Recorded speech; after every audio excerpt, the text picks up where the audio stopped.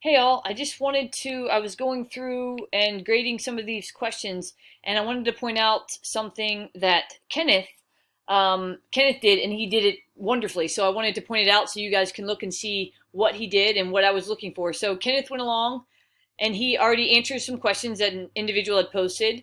So he basically said all citations are from the Hoffman text. This should be true because all the reading and thus the questions were coming from the text.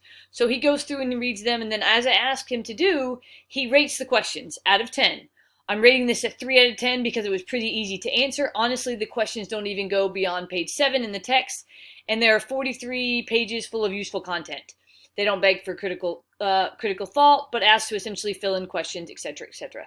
This is exactly why, you guys, I want you to give me a rating when you answer the questions, and you have the opportunity to next time, if you ask the questions this time, you have the opportunity to rate.